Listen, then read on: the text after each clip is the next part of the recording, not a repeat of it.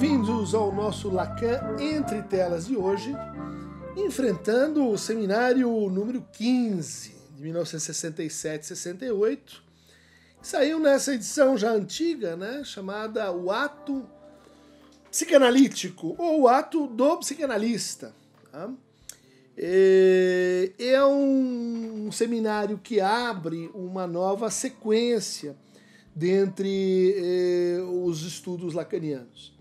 A gente viu os seminários 11 ao 14, são seminários epistemológicos, seminários de fundamentação, seminários com altos teores assim, de topologia, mas também de enfrentamento com a filosofia. A partir do seminário 15 e até o seminário 19, a gente já tem uma outra tarefa dentro aí dos desenvolvimentos lacanianos, que é a construção de uma teoria do fazer, uma teoria do procedimento psicanalítico e de como ele pode ser entendido como um procedimento discursivo e contrastado com outros procedimentos de linguagem. Né? Então é o que se convencionou chamar a teoria dos 4 discursos, que começa precisamente no seminário 16, toma o seminário 17, 18 e 19. Por que o 15 faz parte desta sequência? O 15 é um seminário anômalo, né? É um seminário que o Lacan declara no ano seguinte que não deu certo, né? Por mais de um motivo. Em primeiro lugar, ele é interrompido pelos acontecimentos de maio de 68. Então, Lacan se vê assim, às voltas com a impossibilidade, com as greves, com os movimentos estudantis, com o desejo de transformar a institucionalidade francesa, e ela se vê, vamos dizer, obrigado a suspender o seminário. Mas não é por isso que ele não termina bem, ou porque ele, conforme o dito do Lacan, é um projeto que não será retomado porque fracassou. A gente teria que pensar isso à luz da guinada que esse seminário representa em relação aos seminários anteriores, né? Onde o Lacan está trabalhando com a lógica, com a topologia, mas que nesse seminário 15 aparece uma abrupta virada. De repente, o interlocutor do Lacan passa a ser Descartes. É uma tentativa de ler o cogito cartesiano, essa primeira evidência, descrita e apresentada tanto no texto sobre as meditações, quanto no texto sobre a direção, sobre regras para dirigir bem o espírito no sentido da ciência, também conhecido como discurso do método. Esses 2 textos, fundadores aí da modernidade, eles vão narrar, né, essa espécie de incursão, de meditação do Descartes em busca da sua primeira evidência. Essa primeira evidência é o cogito, penso, logo sou, ou penso, sou. Primeira evidência que funda então um sujeito que diz o Descartes, ele é contemporâneo da sua própria enunciação, porque se a primeira evidência é o penso, logo existo, o que garante essa existência no tempo? O que garante que, enquanto eu não estiver enunciando penso, existo, eu penso e existo. E que, portanto, tenho esse fragmento de verdade. Bom, aí nós vamos para a segunda evidência, que é a existência de Deus. Bom, parece que Lacan se fixa nesse primeiro ponto, né? Nesse primeiro movimento, antes da interseção do outro. Nesse primeiro momento em que o Descartes diz: vou me colocar um método da dúvida que não se deterá diante de nada mais, nada menos que não ideias claras e distintas, e que encontre algo que a detenha, algo indubitável. Né? E é assim que o Descartes vai duvidar da autoridade, vai estabelecer uma moral provisória.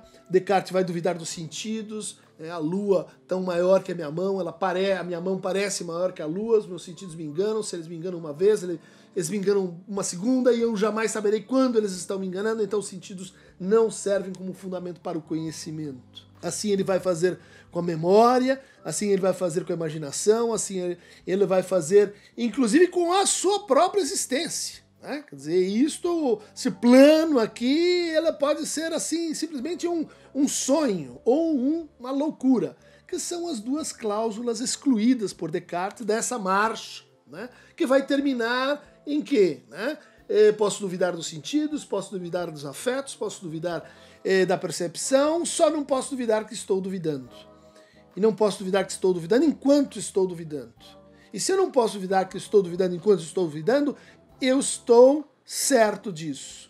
E se duvidar é pensar, eu posso dizer que estou certo de meu pensamento.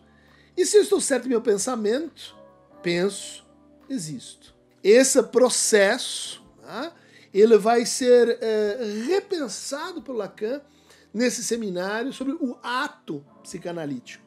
Ele vai dizer o ato psicanalítico, o que a gente deve entender por ele. Uma vez que o Freud começa a sua jornada com o inconsciente estudando o ato falho. Pergunta o Lacan, existe ato bem-sucedido? Pergunta o Lacan, existe ato sexual? É um início de uma jornada que levará assim ao questionamento da proporção, né, entre o ser de pensamento e o ser de extensão. Ou para o Lacan, a gente poderia dizer assim, o desejo e o gozo. O ato psicanalítico é um seminário bastante ousado, porque ele vai tentar aplicar esse processo cartesiano a uma lógica de negações. Né? Vamos lembrar, unbewusst. Unbewusst em alemão é a negação, do verbo bewissen, bewissen é saber, Bewusstsein é a consciência. Então, unbewusst é a não consciência. E se a gente levasse isso a sério? Né? Se a gente levasse isso a sério, Freud estaria assim radicalizando a descoberta de Descartes, que afinal coloca a consciência, né? Consciência cujo centro é a razão, nesse novo ponto de surgimento do sujeito. Né? A gente pode dizer, o Descartes é o inventor do sujeito moderno, também equiparado por alguns ao sujeito da ciência. Então o Lacan constrói nesse seminário o seu famoso quadrângulo. Né? No fundo são duas monoides, o Bully vai tentar representar isso aí. Né? Então, que representaria o percurso de uma análise. Em cima, à direita, a gente já tem diagrama de Venn, né? Dois conjuntos que se intersectam, tá? E que são ilustrados pelo Lacan na formulação seguinte: ou eu não penso, ou eu não sou. Ou seja, uma descrição cartesiana da divisão subjetiva. Lá onde eu não penso, lá onde eu não sou. E isso ilustra o estado neurótico mais comum. O estado neurótico de angústia. O estado neurótico daquele que procura a análise. Então, esse primeiro tempo, ele antecede um primeiro movimento para a posição à esquerda, em cima, onde a gente tem o que o Lacan chama de a resposta, ou a escolha forçada. Um movimento, portanto, de alienação. Um movimento produzido pelo analista, que vai dizer assim, olha, nessa sua dúvida, né, entre não ser, ali onde você não é o que? Ali nas suas pulsões. E onde você não pensa, onde é que você não pensa? Lá no seu inconsciente, nos seus desejos. Entre uma e outra alternativa, nós, na análise, escolhemos necessariamente o ali eu não penso. É a escuta do inconsciente, é a escuta continuada, progressiva, insistente, sobre, opa, ali você não pensa. Mas ali, algo se diz, algo se sabe.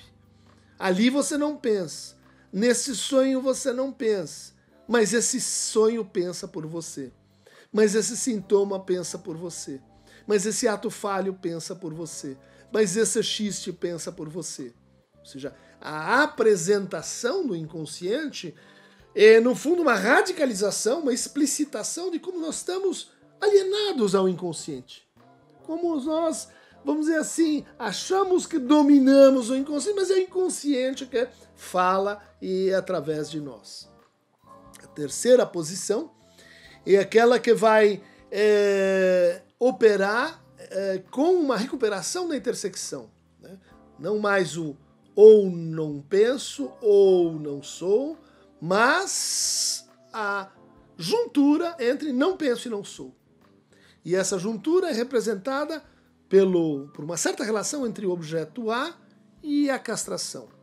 E o falo negativo.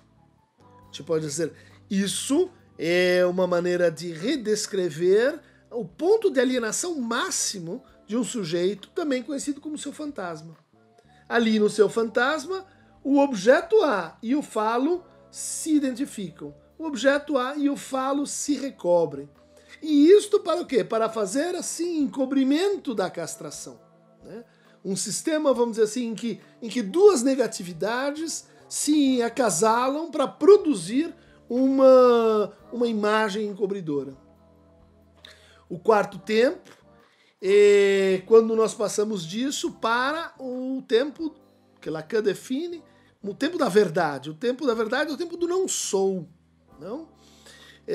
O des êtres.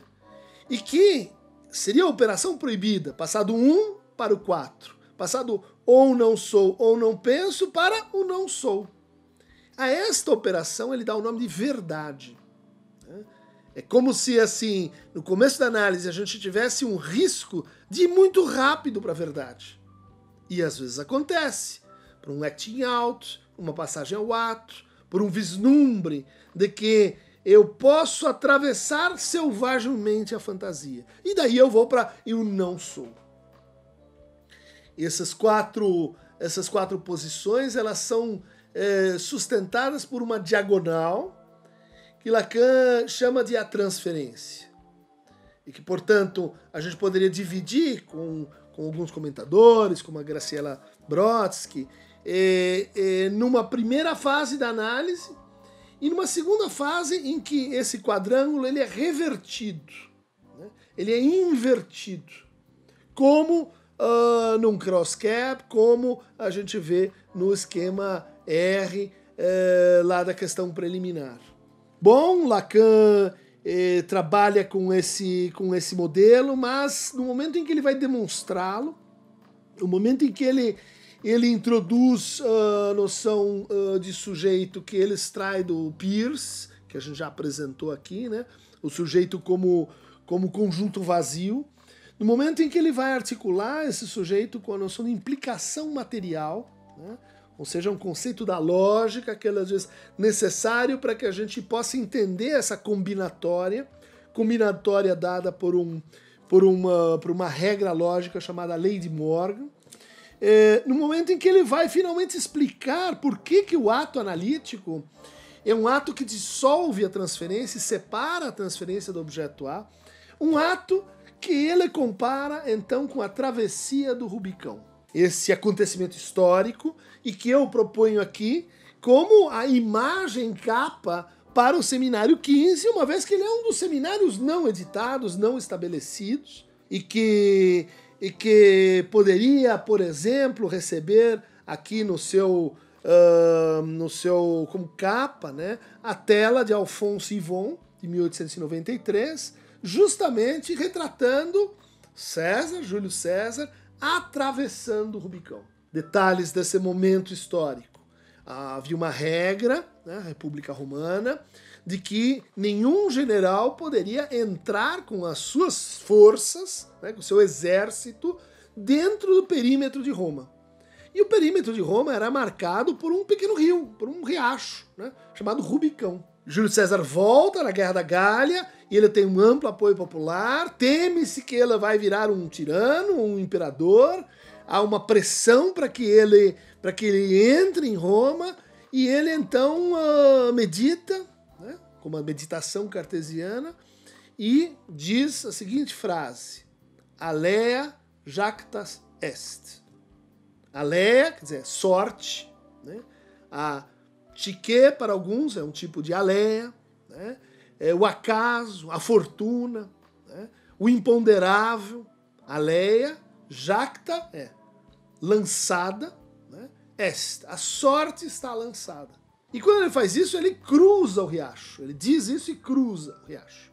Portanto, a gente tem aqui a ideia de que o ato analítico é um ato de linguagem, né? O proferimento do Júlio César, mas o ato analítico é também um gesto que adquire uma potência simbólica, uma potência de mudar as coordenadas simbólicas que organizam o real para um determinado sujeito ou segundo uma certa relação, que é a relação de transferência. A gente pode dizer o ato analítico em dois sentidos. O primeiro, ele é um ato do psicanalista, que cabe exclusivamente ao psicanalista quando ele aceita um paciente, né? Quando ele intervém, quando ele murmura, quando ele dirige o tratamento, quando ele organiza o conjunto das sessões, quando ele responde e maneja a transferência, lidando com a angústia, enfim, tudo isso que seriam assim as pinceladas de um quadro, né? Elas se reúnem num momento em que o quadro termina. Então a gente pode dizer, o ato é ao mesmo tempo o processo, o fim e os meios, pelo qual um acontecimento se produz. Que acontecimento é esse? A gente pode então passar para o lado de lá, né? Que é o ato do psicanalizante, do paciente, de se tornar psicanalista. Vejam só que interessante, é um ato que transforma os envolvidos, que reconstitui do lado do analista, para o seu horror, né? O Lacan pergunta nesse seminário, por que alguém que passou por uma análise quer repetir isso do outro lado, né? As pessoas deviam ter horror de fazer de novo essa jornada, essa travessia, uma palavra muito importante.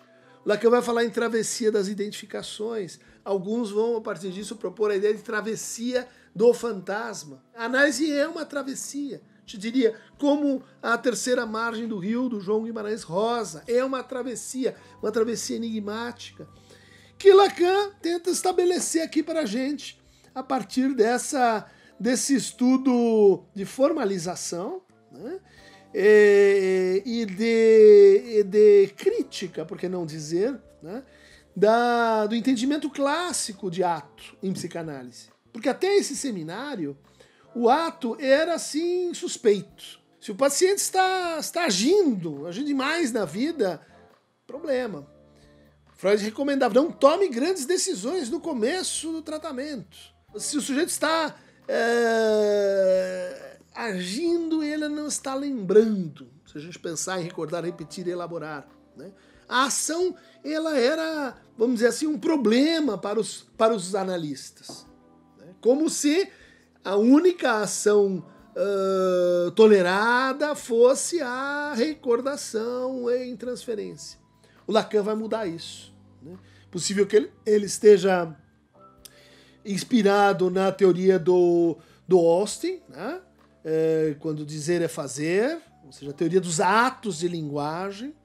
É possível que ele esteja aqui premido pela teoria da enunciação, né? Que quando a gente usa a linguagem, a gente não só descreve ou expressa, mas a gente também faz, né? É possível que o Lacan aqui esteja às voltas com uma guinada ou com uma tentativa assim de contornar problemas por um giro a Descartes, né? Por uma espécie de retorno a Descartes. Foi isso também que a fenomenologia procurou, com Husserl e Heidegger e Sartre, né? Um retorno a Descartes. A gente pode dizer que no Lacan esse retorno é bastante circunscrito. Ele vai ser então abandonado, como a gente disse. Ele vai ser provisório. Mas, e essa é uma questão de pesquisa para a gente, muitos dizem, o seminário do ato é apenas um prolegômeno para a teoria dos 4 discursos. No fundo, tudo que você consegue com a noção de ato, você consegue com a noção de discurso. Eles estão em continuidade. Eles estão, assim, fazendo parte de um mesmo desenvolvimento. Eu reputo que essa é uma interpretação equivocada. A teoria do ato é uma teoria à parte, é uma teoria que não se consagrou nem se desenvolveu, mas há elementos nela que são irredutíveis à teoria dos 4 discursos. Por isso esse seminário incompleto, inconcluído, é tão atraente, é tão fascinante. Por hoje é só, continue com o Lacan Entre Capas para acompanhar os próximos desenvolvimentos plásticos, visuais, clique em Aqueronta Movebo.